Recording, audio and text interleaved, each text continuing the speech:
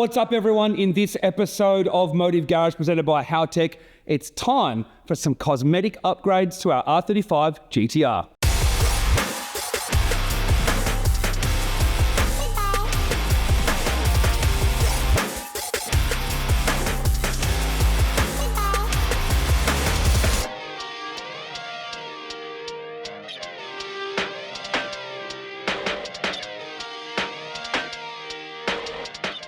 If you're a long-time viewer, you know that here at Motive Video, performance comes first, but there's nothing wrong with making a car look better as long as it doesn't go backwards in performance, whether that makes it worse handling, have more drag, less downforce, whatever it is. As long as it doesn't destroy the performance of the car or, hopefully, make it better, we're all about making your car look good. Now, our R35 GT-R has been running again since May. I've been super busy overseas, but I decided I needed to modify it to make it mine, to make it unique, to make it my own R35 GT-R. So I wanted to pick some basic cosmetic enhancements that look good, but don't go backwards in performance, and maybe there is some advantages like a little bit of extra downforce. So while I was in the UK visiting workshops, I got some inspiration a little bit different to what I've ever seen here in Australia. I was at Litchfield and they have their own unique carbon fiber rear wing extension that fits over the rear wing blade.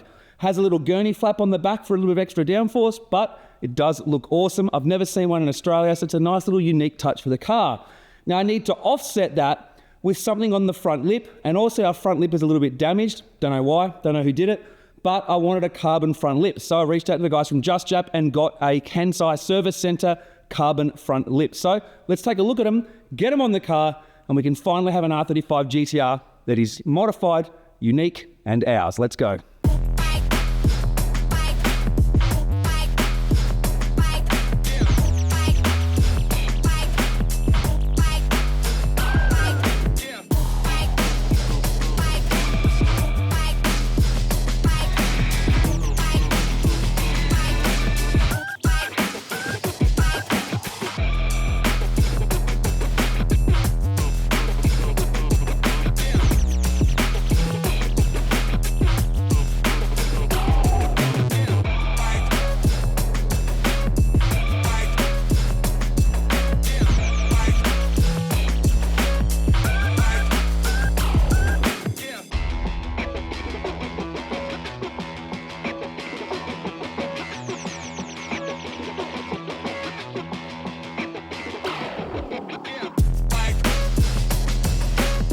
So the carbon front lip, when attached to the under tray, essentially becomes a splitter and a diffuser.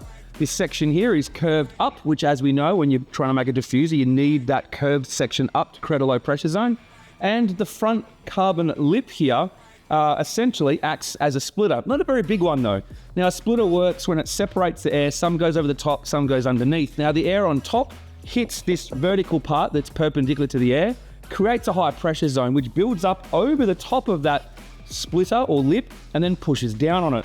Now it's not a very big one, but the factory didn't have one at all. So what does that tell you? Well, it will create some downforce more than what the factory one did. Now here at Motive Video, our favorite types of aesthetic modifications are one that look good, but also increase performance, or at least don't decrease performance. So this is pretty perfect for our R35. Looks good, replaces the damaged factory one, and will add a little bit of downforce over factory. Let's get it on.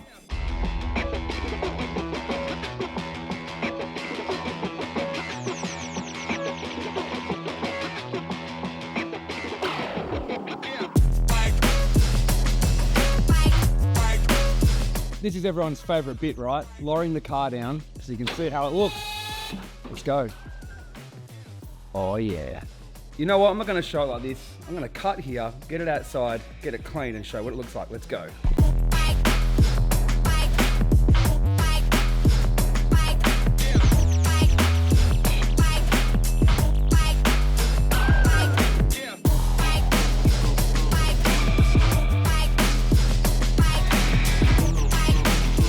So, tell us in the comment section what you think of the look of the car. Me personally, I still want to change the wheels, and I'd love to have a GT3 style bonnet to kind of give the look that I want, but we'll see what happens.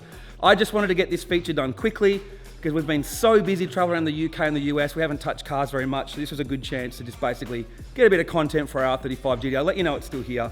But stay tuned, make sure to subscribe, and we'll see you at GT-R Festival in the USA, New Zealand, the UK, Australia, whichever one is your country or closest one.